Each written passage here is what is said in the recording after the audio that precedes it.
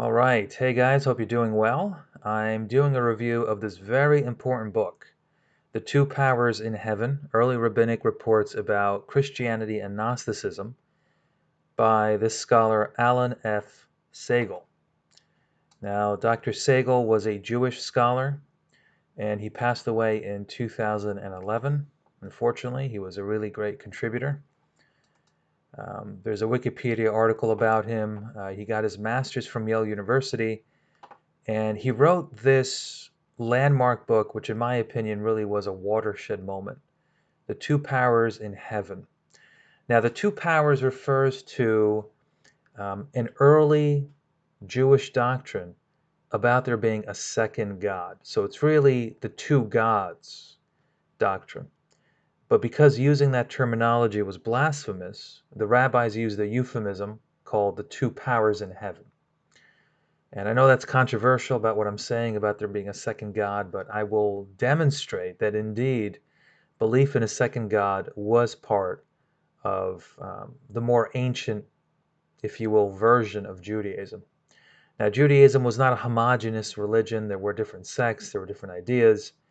Um, I'm not speaking about the entire group, the entire religious system, but certainly this is a very ancient belief, and it is contradicting the commonly held notion that Judaism was homogeneously monotheistic.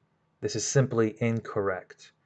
There was always a concept of a second divine hypostasis that goes back very early in Jewish history. So we're going to go over that. And Dr. Segal goes over the period of the Tanaim and the period of the Morim. Now, the Tanaim were the rabbinic sages that lived approximately between 10 to 220 AD. And their significance is that they formed the foundation, their opinions formed the foundation of the Mishnah. But this is obviously also the period of time that corresponds to Christian origins and the formative period of Christianity. So he demonstrates there's a correspondence between the rabbis writing about what they termed a heresy, the two powers, and also the development of Christianity. And the Morim were those who lived between 2 to 500 AD. So the significance of this is that there was a theory proposed about Christianity that said that Gnosticism predated what we now term Orthodox Christianity.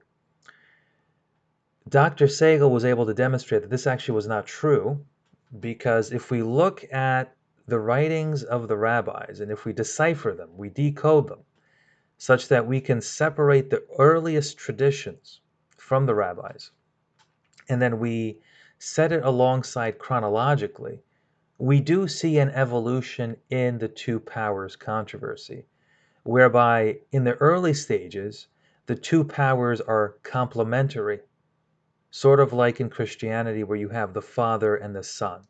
The Father and the Son do not oppose each other. They are complementary divinities. Later on, however, this evolves where the two powers become actually opposing to one another. And so it references a dualism. The Gnostics were dualists. And so what we can actually demonstrate that the evidence in the rabbinic writings proves that Gnosticism was after Christianity. Okay, so that's a significant proof. But my main focus in this video is to show that the presumption that for Christology to have developed required some sort of pagan influence is not necessary. Judaism already contained the theological matrix that would allow the first generation of Christians who were Jews to believe in Jesus as a divine being. This is already part of their religion. Okay, we've seen theophanies where Yahweh appears and manifests as a man. The Christians simply believe that he didn't just manifest, he also incarnated. Secondly, I'm going to show that the original belief in Judaism did include this belief in the second God, quote unquote, And third, that Christianity is actually more consistent with the older strain of Judaism than Rabbinic Judaism, at least in this regard. Okay, so we're going to begin with this figure, Philo of Alexandria. He lived 20 BC to 50 AD. So in other words, we have here a contemporary of Jesus Christ.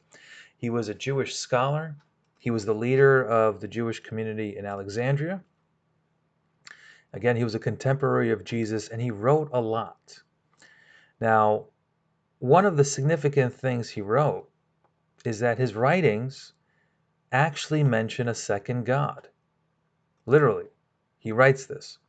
So here is from his one of his works, and I'll show you the reference after I quote it. It's regarding Genesis 9:6. Now, Genesis 9:6 says, "Whoever sheds human blood, by humans shall their blood be shed, for in the image of God has God made mankind." Now, you notice this peculiar saying here, that in the image of God has God made mankind, whereas the text could have read, God made mankind in his own image. So the fact that you have two mentions of God here, does this mean that they are possibly two different divine beings? Now, according to Philo, first century Jew, the answer is yes. So in addressing this question, why is it that he, that is God, speaks as if some other God, saying that he made man after the image of God and not that he made him after his own image? Philo continues, very appropriately and without any falsehood was this oracular sentence uttered by God, for no mortal thing could have been formed on the similitude of the Supreme Father of the universe, but only after the pattern of the second deity, who is the Word of the Supreme Being. That is just a remarkable passage. So what he's saying here is that the Father, okay, the Father of the universe, is essentially incomprehensible. It's impossible for humans to be made in the image of the Father. Rather, humans are made in the image of the second deity, who, according to my understanding, is the divine intermediary, the Word, the Logos of the Supreme Being. We are made in the image of the Logos, the Word, and not the Father, because that's impossible. So this is an absolutely remarkable passage. Literally says second God. And if you think that this is some kind of, fluke, it's not. He uses this terminology in other works, which I will show you right after I give you this reference. So that was I took this from earlyjewishwritings.com, and this is from Questions and Answers on Genesis, Book 2. And you can refer to the numerical reference I had earlier. But he says something very similar in this reference, where he mentions two gods. Okay? Two gods. And this is from, where is this from? I think this is On Dreams. Yeah, this is called his book On Dreams. But it's remarkable that we have a first century Jew, a scholar, an important figure in his community, and he's using language that would be completely forbidden among Jews nowadays. Okay, which tells us something, that Philo is representing an earlier strata of the Jewish religious system that was then later condemned as heretical. And to prove that, here we actually have a segment from the book. Now, I'm invoking fair use because these segments from the rabbis that are quoted here, they are online, but they're in Hebrew. I couldn't find a Hebrew translation. I couldn't find an English translation, so I'm using actually Google Books, which fortunately did actually have this section, and it is from page 33 of Dr. Segal's book. So again, this is pure fair use that I'm utilizing to illustrate this point. But Dr. Segal here quotes the Mechilita of Rabbi Simeon B. Yochai and the Mechilita of Rabbi Ishmael. Now, the Mechilita are basically exegetical rules on how to interpret the books in the Old Testament, or what Christians refer to as the Old Testament. And this particular section, even though it's from two different rabbis, actually share a common tradition, which is why Dr. Segal puts them in parallel columns, because they're very similar. Okay, the one by Rabbi Ishmael is a bit more developed. You see, it's a little bit longer, and there's a significant portion that I'll go into, because these passages speak of the two powers heresy. Okay, and so they address this issue. And what's interesting is that Rabbi Ishmael's version suggests that these are Gentiles who are saying this.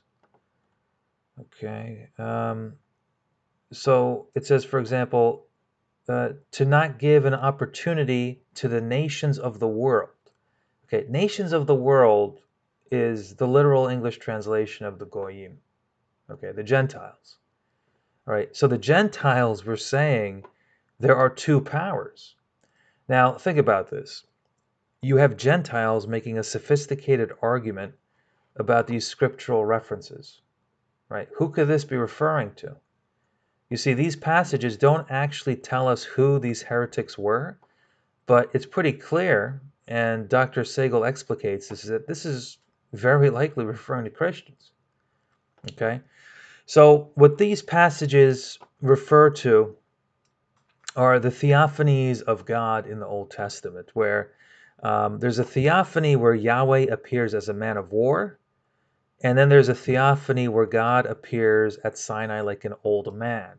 Now the question is, why are there two different appearances of God? Why is it that in one case he appears as a young man making war, which is in Exodus 24:10, and then there's another one in Sinai where he appears as an old man?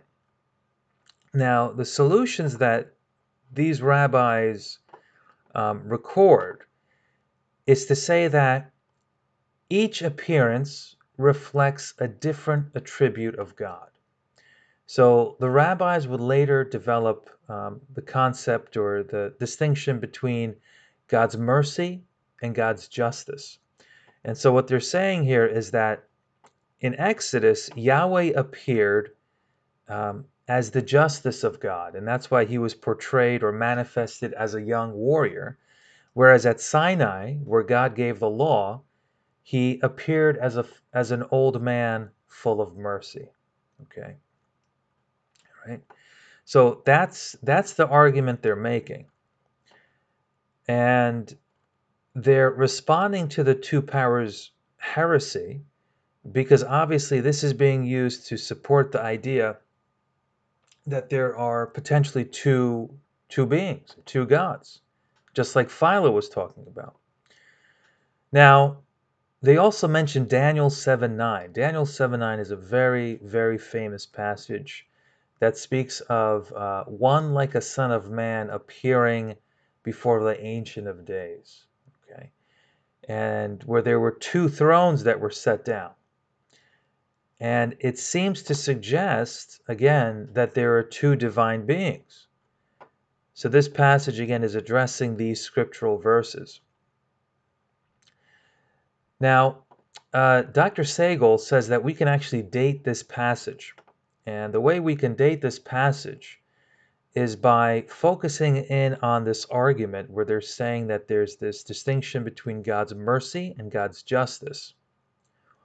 Now, the rabbis did indeed formulate this concept when it comes to interpreting the Jewish texts. But the problem we have here is that the canonical rule for interpreting this differs than what this passage has. So the canonical way is to attribute mercy to Yahweh and justice to Elohim, or God. But what's interesting is that in these passages, the rabbis attribute justice to Yahweh and mercy to Elohim. So it's inverse. Now, what Dr. Segal suggests, or what he argues rather, is that since the canonical way to interpret is to say that Yahweh is merciful and Elohim is justice, then this tradition reflects an older strata, okay, where the rabbis began to discuss the different attributes and how they could use it to combat the two powers heresy. But that they haven't, it wasn't in a time that was canonical. Okay. And obviously, since the heresy precedes the response, the heresy must be older than this formulation. So what he suggests is that if we can determine when the rabbis actually started discussing these attributes of mercy and justice, if we can date that with certainty or to some time period, like the Tanaim, then we can get an idea of when this heresy originated. And we can, in fact, do that. So, from Dr. Segal's book, again, Invoking Fair Use, this is from page 47, he quotes a tradition ascribed to this rabbi, Rabbi Akiva. Akiva in his book, it's also written as Akiva. Now, Rabbi Akiva lived between 50 AD and 135 AD. Okay, again, formative time period in Christian history. He was around during the destruction, the siege of Jerusalem, and he was also around during the Bar Kokhba revolt. He was martyred. Okay, he was a supporter of Bar Kokhba, and he was executed. So he is a very famous and significant rabbi. Now, there's a tradition ascribed to him where he speaks of Daniel 7:9, again, the Ancient of Days and the one who appears like a son of man. And this is what it says. It says, quote, one passage says, his throne was fiery flames. And another passage says, until thrones were placed and one that was Ancient of Days did sit. There is no contradiction. One throne for him and one for David. This is the view of Rabbi Akiva. Now, this is very interesting. So what this is attributing is that Rabbi Akiva believed that Daniel 7:9 passage refers to a messianic person, which is remarkable. That's very significant that he believed this early. Again, he lived 50 AD to 135, and he's attributing a messianic significance to this passage. Okay, but to continue, the passage has one of his students, Rabbi Yossi, the Galilean, who said to Rabbi Akiva, how long will you treat the divine presence as profane? Rather, one for justice and one for grace. Okay, in other words, what he's saying is one throne is for the justice of God, and the other throne is for the mercy of God. So in other words, what we're dealing with are two attributes of the same God and not two divinities. Okay?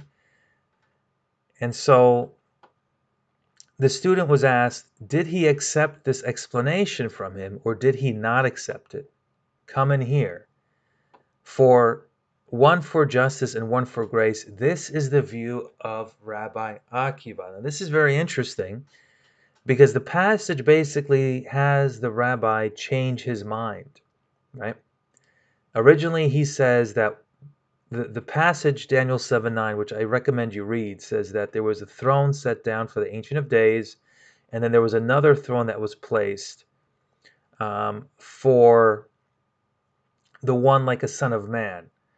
And then it almost speaks as if there's one throne, which implies that that the Son of Man was seated to the side of the Ancient of Days, okay, which, if you're familiar with the New Testament, I mean, this is essentially what Jesus claimed to the Sanhedrin, which condemned him for blasphemy, okay. Now, Segal says that this portion about Rabbi Akiva changing his mind is probably not authentic. It's probably his pupils reading back something into Rabbi Akiva that he never said. Okay, and the reason is because Rabbi Akiva supported Bar Kokhba, and obviously that messianic revolt failed. So to sort of preserve his, I guess, his memory, they inserted that he actually changed his opinion about this, because again, saying that it was messianic it is actually quite significant, and this will actually tie in with Christianity here. Okay, but to go back to this, if again Rabbi Akiva lived between 50 and 135 AD, and here his students are talking about the divine powers, or rather divine attributes of mercy and justice, then we can get an idea that most likely this issue began to rear its head within the life of Rabbi Akiva. Now, if it reared its head in the life of Rabbi Akiva, then the heresy that the Mechilita of Rabbi Simeon B. Yochai and Mechilita of Rabbi Ishmael refer to, the two powers, must predate him. Okay? It predates him. Therefore, Dr. Segal will ultimately conclude, and again, I'm just scratching the surface here. He goes over a lot of passages, a lot of material in detail. But he ultimately concludes that the two powers became heresy towards the end of the first and or the beginning of the second century. All right, so approximately from the time of Philo, right, we're talking almost 100 years, it was okay to talk the way Philo spoke, referring to, referring to two gods. All right, in the time of Philo, this was okay. But by the time of these rabbis, it became heretical. So there was a change here. Okay? I'm not saying Judaism was homogeneous, but there was certainly a change from an earlier opinion within a segment of Judaism to a later opinion. Now, how do we contrast this to Christianity? Well, we're going to look at an early church father, Justin Martyr. Justin Martyr lived approximately 180 to 165 AD. So he was alive in this time period when Rabbi Akiva was martyred, and he wrote some significant works that have survived. The main one we're going to be looking at today is his dialogue with Trypho. Now, according to this, Trypho was a Jew. And basically, Justin Martyr has a conversation with him where he explicates, defends, and promotes the Christian faith to this person. Now, what's interesting is that, let's see, I'll give you folks the reference again after, but this is from chapter 76, and I'll double check which book this is from, the dialogue. But in chapter 76, Justin Martyr, using Daniel 7:9, the passage regarding the Ancient of Days and the one like a Son of Man, also says it is messianic. Okay, just as Rabbi Akiva did, which implies that there must be some kind of tradition that Rabbi Akiva and Justin Martyr are connecting to, and that the Christians did have access to solid information. They were using quite sophisticated and accurate information to be able to do this. But Justin Martyr not only identifies the one like a son of man as a messianic figure, but he also identifies him as the angel of the mighty council. Now, this is a very significant title because the angel of the mighty council was the Logos, all right? And according to the thesis of Dr. Margaret Barker, that is Yahweh, okay? He is equating Yahweh, the Logos, with the messianic figure, the one like a son of man who appears in Daniel 7:9. So this again proves the connection between the early Christian writers and this early strand of Judaism that was becoming heretical to the rabbis, but was preserved by the early Christians. And now for the reference, that's chapter 76 from the Dialogue with Trypho. I guess it's just one book, so I apologize. It's one book, it's chapter 76. Now from the same book, this is, let's see, which section was this? This is chapter 56. Justin is talking to Trypho, and I guess there's some other companions with Trypho who are also Jewish. And they're having a discussion about this passage in, I think Justin quotes it here.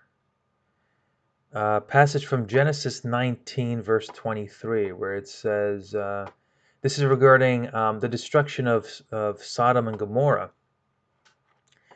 And the verse is quoted such: "The sun was risen on the earth, and Lot entered into Segor. And the Lord rained on Sodom sulfur and fire from the Lord out of heaven, and overthrew these cities and all their neighborhood." Unquote. Now, there's two mentions of Lord, right? The Lord rained on Sodom from the Lord out of heaven. Well, this seems to imply some kind of plurality within God. And what's interesting is that indeed the Jews that Justin are talking to actually confirm this.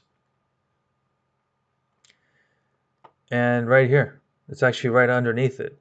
So the fourth of those who had remained with Tryphos, this is one of Tryphos' companion, he was also Jewish. After Justin spoke that verse, he said, quote, "It must therefore necessarily be said that one of the two angels who went to Sodom and is named by Moses in the scripture Lord is different from him who also is God and appeared to Abraham." Okay? The Lord here is different from the God who appeared to Abraham. So this is not monotheism, folks. Okay? Meaning this is not absolute monotheism. We're not talking about one God with one hypostasis. We're talking about another divine hypostasis, a second divine hypostasis, or to use even a more controversial phrase, a second God, as Philo used. Okay? And what's interesting is that although Justin's recording, allegedly a debate between himself and some Jewish people, he doesn't have to defend the point that there's a distinction between Lord and God. Okay, the Jews he was talking to assume that this distinction existed. Okay, these are the Jews of Philo. They're not the Jews of the later rabbis who are beginning to really enforce this monotheistic outlook. Okay. So what is the entire conclusion here? Again, Dr. Segal wrote a really amazing book, so much detail. I highly recommend you read this yourself. But my goal was just to give you a quick glimpse that what is often assumed as monolithic, homogeneous Judaism and is identified with Rabbinic Judaism is actually a later development.